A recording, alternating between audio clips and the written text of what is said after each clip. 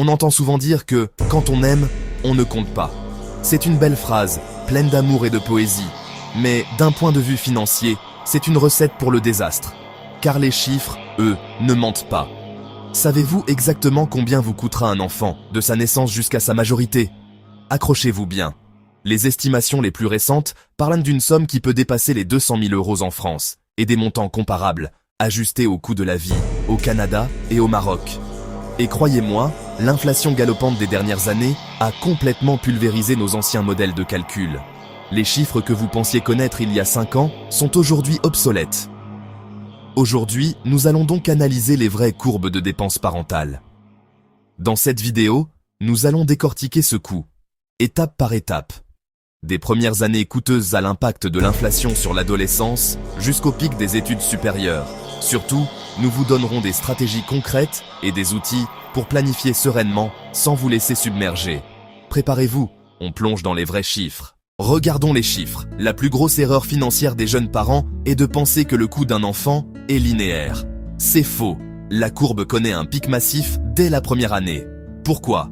La garderie est l'équipement de base. La différence entre une famille qui anticipe ce choc de trésorerie et une famille qui le subit se chiffre en dizaines de milliers de dollars. Après les premières années, la courbe des dépenses s'aplatit un peu, avant de repartir de plus belle. Entre 6 et 17 ans, la nature des dépenses change radicalement. C'est l'âge de l'adolescence, une période où les besoins et les désirs explosent.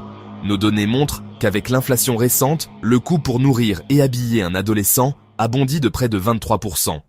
Concrètement, un panier de courses et de vêtements qui coûtait 100 € en 2019 vous en coûterait aujourd'hui 123.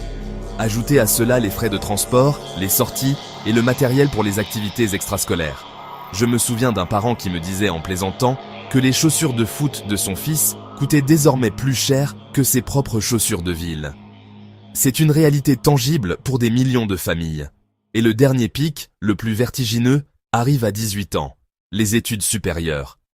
Si vous n'avez pas commencé à placer de l'argent dans un régime d'épargne dès la naissance de l'enfant, le rattrapage financier à ce moment-là est quasiment impossible, créant un stress financier considérable au moment où l'attention devrait être sur l'avenir de votre enfant. Alors, comment on survit à ça? La réponse est dans la gestion de la donnée à la maison. Les familles qui s'en sortent le mieux font ce qu'une entreprise ferait. Un bilan mensuel. 43% des couples avouent ne même pas connaître le salaire exact de leur partenaire. Si vous ne communiquez pas sur les rentrées, comment voulez-vous planifier la sortie d'argent pour un enfant? Alors, comment suivre tout ça sans se noyer dans des fichiers Excel interminables et sujets aux erreurs? La bonne nouvelle, c'est qu'il existe d'excellentes applications conçues pour ça. Pensez à des outils comme YNAB, Bankin ou encore CurbCash. L'important n'est pas tant l'outil que la méthode. La plupart de ces applications fonctionnent sur 3 principes simples.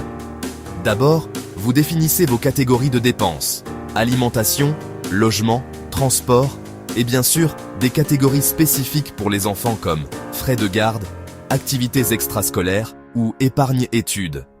Ensuite, vous automatisez le suivi des dépenses récurrentes.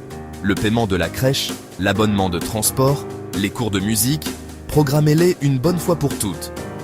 Enfin, et c'est le plus crucial, prenez l'habitude de faire un point rapide chaque semaine. 15 minutes suffisent pour vérifier que les dépenses enregistrées correspondent bien à la réalité et ajuster le tir si nécessaire. Pour vous donner un exemple concret, une application comme CurbCash est gratuite pour un usage individuel. Si vous voulez synchroniser le budget familial sur plusieurs appareils, il propose souvent des offres d'essai, comme un mois gratuit, avant un abonnement annuel qui reste très abordable. Mais que ce soit celle-ci ou une autre, l'essentiel est de choisir l'outil qui vous semble le plus intuitif et de vous y tenir. L'action est la clé.